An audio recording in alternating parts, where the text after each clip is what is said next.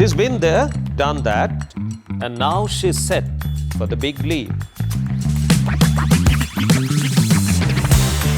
On Duologue Nxt, I discover how Ridhi Dogra's inner compass aligns with a logical left brain. What's next on her well-scripted journey? Let's find out why her goals don't need boxes, but only vision. This is Duologue Nxt with me, Barun Das. Well, Ridhi, thank you very much for joining me on Duologue Nxt. Thank you so much for having me. I'm so excited. So let's start from the beginning. Sure. As we do. Yes. How did you come to acting? Was it your first choice? No, it was not. I often say that I think destiny wanted me to become an actor because I was studying and then I started working in an office. I was working in a television channel. And the only thing that I remember that I left from there with was I want to be my own boss. So which profession is going to give me that? I don't want anyone to tell me how to do this program and what lighting we want and what colors we want. And I was like, no, I can't do this. So after working for the first job, you realized that you're not someone who'd work on command. Yes, I was in college when I was in Delhi. I did a short stint with Suhail Seth in his advertising agency. So that was in those days? Yes. So that was my first job. I did it for a month. I just wanted to see if this is the space I want to be in. And I was like, no. I can't work for other people. Came to Bombay, did my post-graduation here in mass comm, events, public relation. I've also been a dancer. So for most of my life as a child and then growing up, I was with Shamak. I was a part of his crew. And I remember I was still a kid and he had come up to me and he told me, do something about that face of yours. Don't just sit here. And I was like, I don't even understand what that means, You're in Delhi, you don't know, you're far away from the glamour world. But I think little things that stay with you. And I think thanks to my training in a television channel, I was very comfortable with cameras, lights, and the madness that happens behind the camera. So acting and being in front of the camera was not really daunting. It was very easy. So I've heard from many that a lot of actors and actresses, they started off it was by chance, it was not by design. But once they faced the camera, and then they all felt that is what they're born for. And that's the case with you? I think I was always, what I can go back with it is that I always enjoyed expression. The expression of just like dancing for me was that. I felt like dancing if there's an expression. Yes. So I felt like even if there's a tornado, if there's an earthquake, nothing can shake me, And I think I felt the same sort of freedom, liberation while acting. So were you combative in nature or very logical? Why do you think that you're... Very analytical. Very analytical. Very analytical, very logical. I love research. I think I have a lot of... So do you have those skills? Any place to exhibit those skills? I think as of now, I'm using them in my acting career because a night before if I have to start a new project, I am researching everything on this character and my directors are like, where is this coming from? You've given us so much. Even if you call me for a screen test, for a film that I might do, I would give you so much research material. Oh, that's very impressive. So you well prepare yourself I do. Always. Yeah. And do all your research. I do. So, but that's not the analytical part. Where does the analytical part come into being? I don't know. Maybe I'm a Virgo. I don't know. Maybe it's a sun sign thing. I haven't really... So naturally you analyze things when it comes to you, try and reason it out. Yes. Right? Like people normally think that, oh, you're an overthinker. But I'm like, I'm not an overthinker. You're a thinker. I am a thinker. I always look for solutions. I'm not someone who will be in loops of what could go wrong. I always try and find solutions. So were you aware about your strengths and weaknesses when you were growing up? So what do you think your strengths are? These are, of course, strengths. Yes.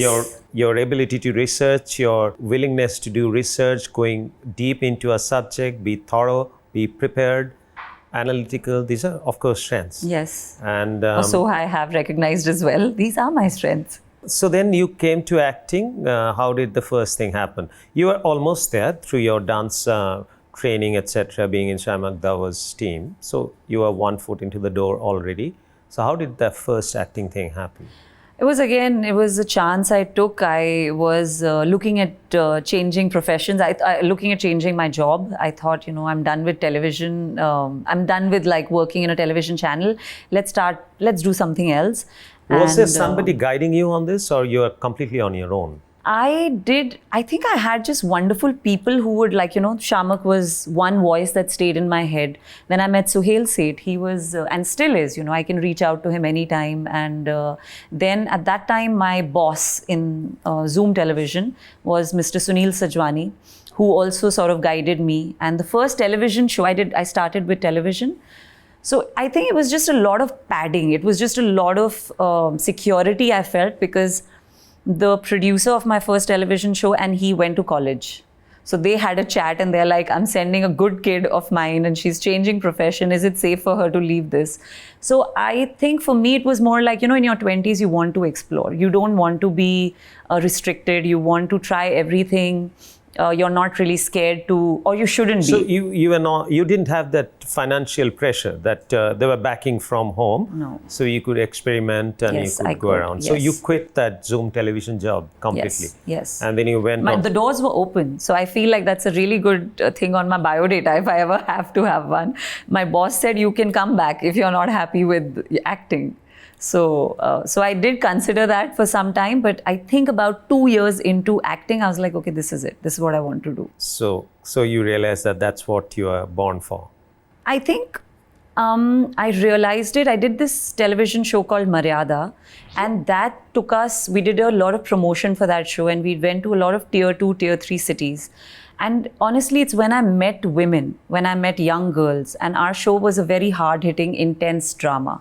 It wasn't your typical, it was not a show just about family affairs. It was about a lot of important stuff that was being spoken on that show for that time, 2010-11. And I realized that I could either choose to just look glamorous, and of course it'll get you the money, it'll get you the fame, but this is what I want to do. Is it restrictive in which case at times that there's a great role, great opportunity that can come to you and you don't really relate with that role and then eventually you don't take it up? Yes, that's happened many times. So would you, looking back, if you have to advise one young upcoming actress, would you advise the same to her? Everyone has their journey. So your advice would be what to someone? Let's say you're mentoring someone. Somebody came to you for advice. To be an actor? Yeah, and she has this predicament of choosing a role with which she relates with. Right. So is that something that you recommend for someone else? Or looking back, you think that if you were a little more flexible, maybe your career would have taken off far more steeper? So I feel like I have always wanted to be doing my work from an internal point of view. I don't really want the external, what you're saying is if it had gone in a certain way which is designed, you would have probably hit these milestones. Might. Nobody has seen. It's a. But for me, it was always important, and it still is important for me to stay true to my inner being. Like I need to always answer to my inner calling. Isn't that tough? It's very tough, but it's fun. It's what makes life adventurous. Okay. So if I don't want the easy way. You don't want the easy way. Right. So then you started working in television. How old are you then? I was, I think, 24, 25. Did you have a goal? Did you have somewhere to reach? Or you're completely submerged in the now? Because I'll tell you what happens in organizations. When we run organizations, we always say that half of our focus would be what's going to happen in future, where we are heading. We keep an eye on that. And the other eye we devote to day-to-day operations. So what I understand from you that you are very, very much focused in the now and you gave 200%. You never had specific aspirations, goals, where you want to go and a restlessness to get there? I think I was I till date my aspirations and goals are of course there. I won the Oscar. I want to represent our country and I want to do all of those things. But I think what's important for me is to be part of stories that move the needle, that sort of say something that is out of the ordinary, that is disturbing, that is probably not something that's spoken about. So that's something that's very important to me, and there is a lot of scope in that. We have a tendency to pick up things from the Western world Yes. which are wrong.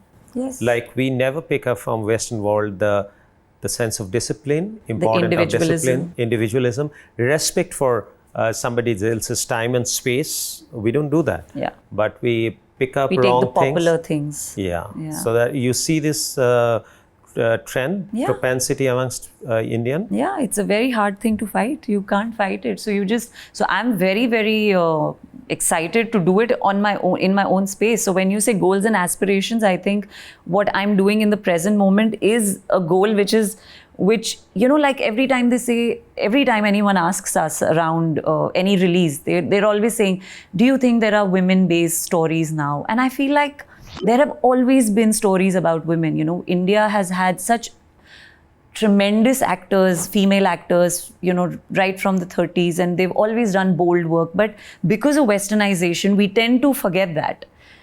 Because this is a dialogue. On the contrary, we have Western movies, Meryl Streep and all, Yeah. Julia Roberts. They've got films which are landmark. Yeah. There are, though I've heard somewhere Sharon Stone is complaining about the disparity of pay, even in the Western world. But we've seen mainstream blockbuster Western movies, and it's not like sporadic ones which you see in India. Yeah. So Western world that way, I think, had done a little better. I think it's because where there's more repression, there is going to be more of a, revolt. I played a grey character in television, which is like the worst thing to do because in television, a grey character is a vamp. It's not a grey character. And I was like, no, I'll turn it around. So how do you react to criticism? I love it. You love it? I live for it. Well, that makes us two on the set.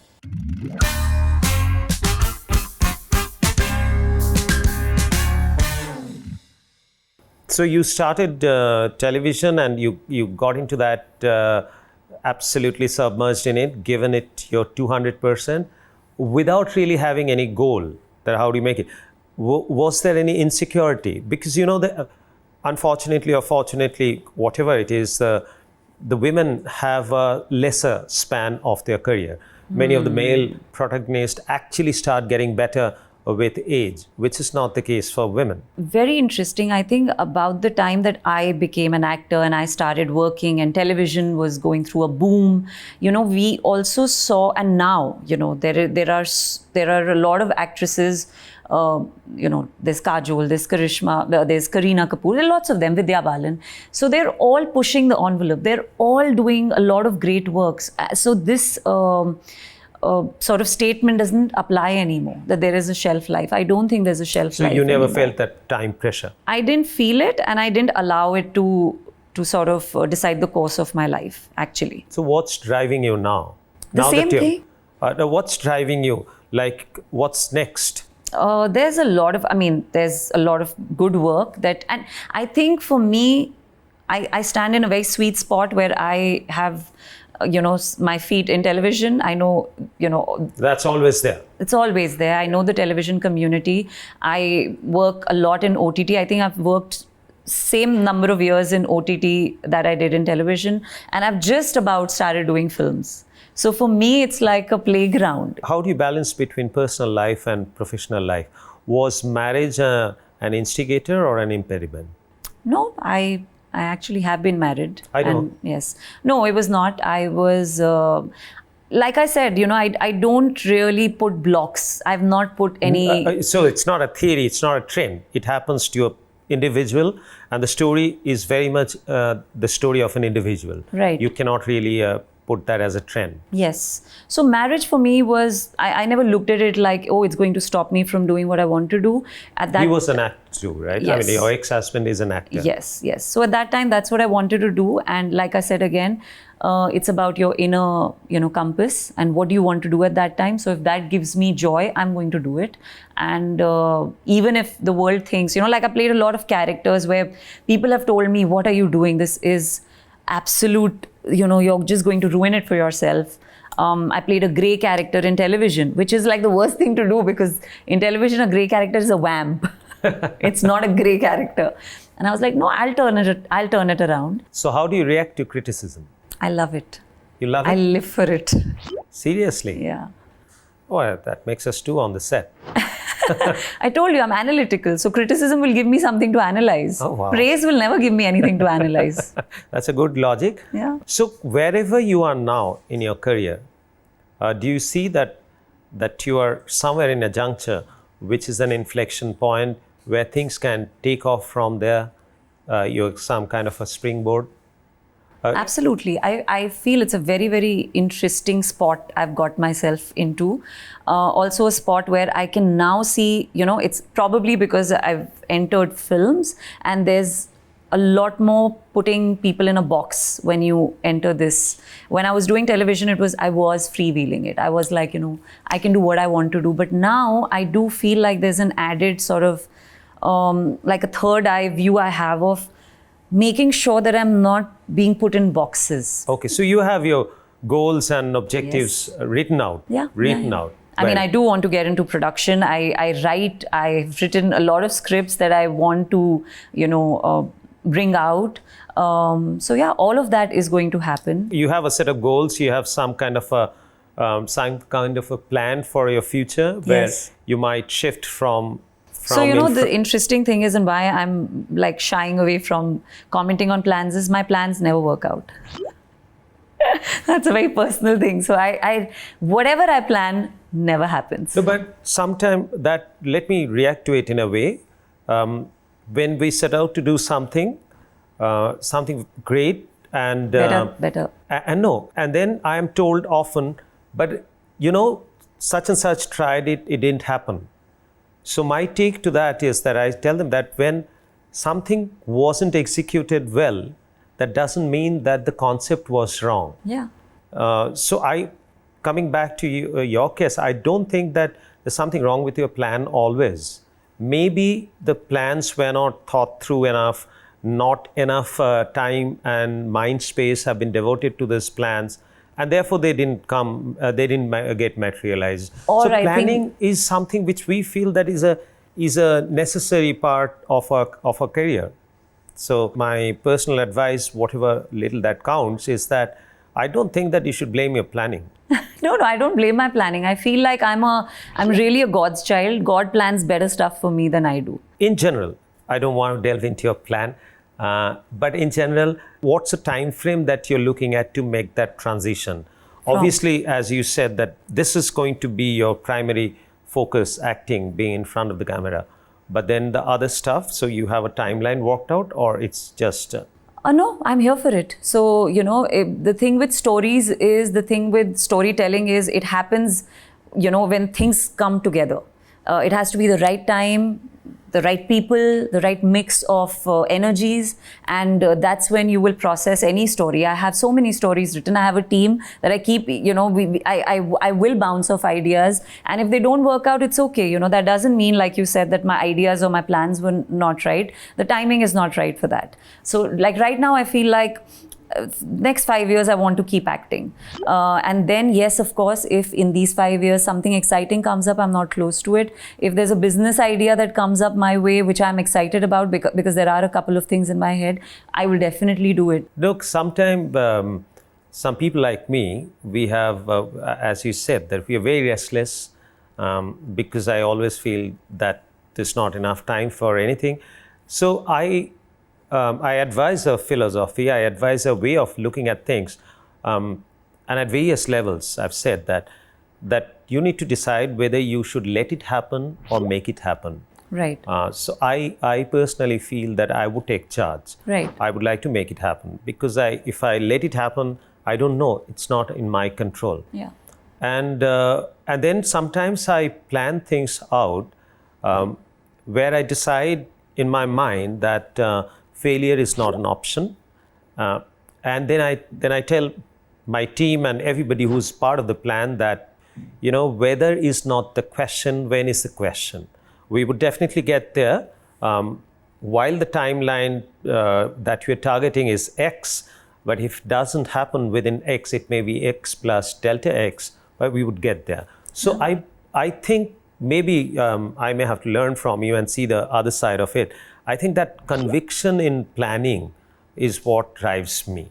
So maybe. But you're also running an organization. You're running yourself. I'm running my own self. So I make the rules and, Now in the organization also I make the rules. Right, but right. There's not much difference, excepting that you yourself are a brand. Yes. And you are the only custodian of that brand. Yes. I don't know whether you have a team who would advise you or not. But here, the organization that I run is a brand. But fortunately, I have a huge force who are working with me and help me in my course of action. So that's the difference. Yes. But fundamentals are by and large same. Yeah. I have also a huge force, and that's God. So, but I in general let the God rest. Oh, you let the God. So that. Oh, thank you, God. He's letting you rest, so you're working extra for me. Yeah, I guess. I give that extra I'm time grateful of for God people to like you then. Right. So Ridhi, it's been great talking to you. Thank you. And I've learned the other side of a coin. I want to know what you've learned. One needs a mentor. One needs a guiding force. Ekta is a great mentor. Karan Johar is very kind to me whenever I want to reach out to him. For instance, Jawan was very scary for me. I didn't know what to do. And I reached out to these people and they were like, do it.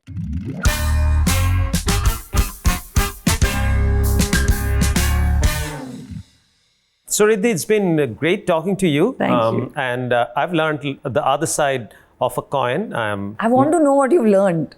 I learned that there's an alternative way of looking at Approaching things. That it's not that not about everything you need to be restless.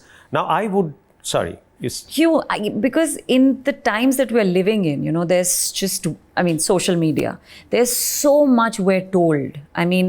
You open your phone and there's just like 10,000 things telling you how to live, how to breathe, how to eat, how to stand, how to sit, how to work. I think it's extremely important in today's day and age, especially much more than it was earlier, where we need to know what is it that keeps me rooted and what gives me wings and where am I with it, because there's just way too much noise around us. So that is exactly the point. That's the counterpoint. In my time when I was growing up, obviously there was no cell phone, there was no internet. So we didn't have that much information bombardment in our mind, in our system. But because, as you rightly said, social media, every day it comes up with several direction and guidance. I feel, this is my understanding and this is my views only, that one needs a mentor, one needs a guiding force, maybe one or two.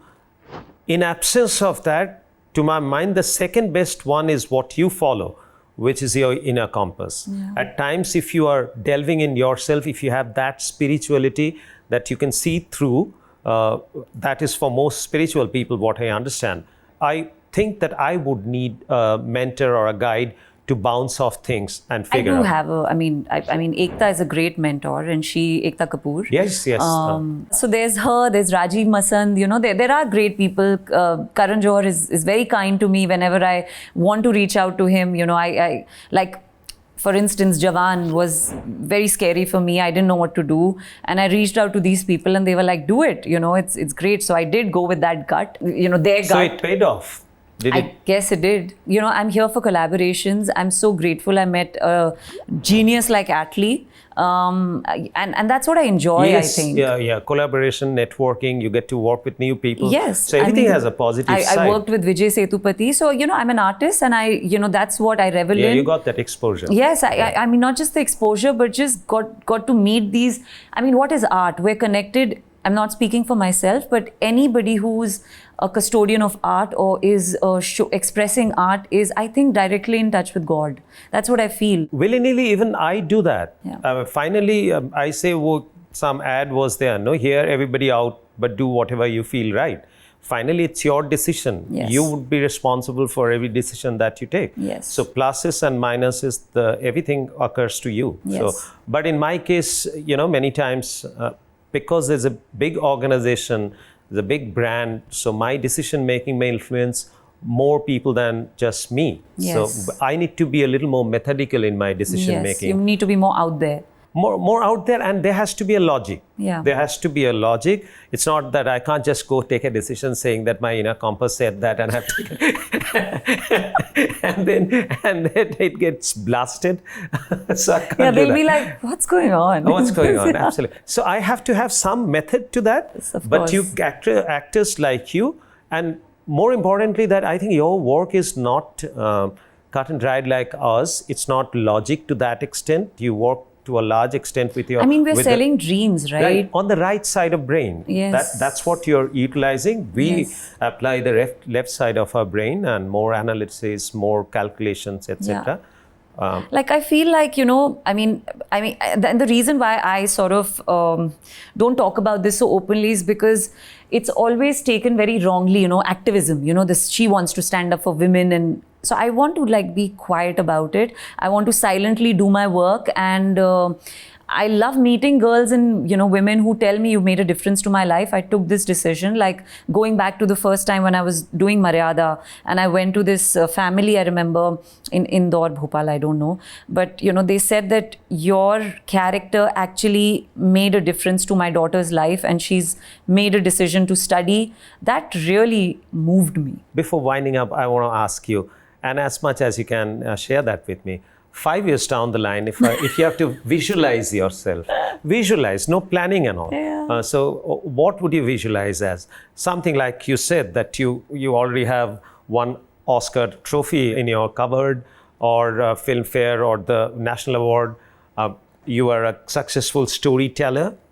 Here you are part of the story, but when you get into production, direction, Yes. etc. So how do you visualize yourself? Yes, I do want to tell stories about humanity. I do want to tell stories that cater to women. I want to be part of, you know, there are too many women who think of other people before them, and I see them. Not too many. Everyone. All women. All of them. women. And I do feel like I'm one of those people. I don't know if it's a good thing or a bad thing, but you know, you're like, nothing expects you, everything awaits you. Yeah. I'm that person. So Very nice. I love it. I love it. So I can actually do stuff which can help other women sort of ignite some fire in themselves. And that's what I'm here to do. Thank you very much, Ridhi, and lovely talking to you. Learned the other side of the coin, got exposed to it. Every moment is a learning for me. And thank you very much to come on Duologue Next. Thank you.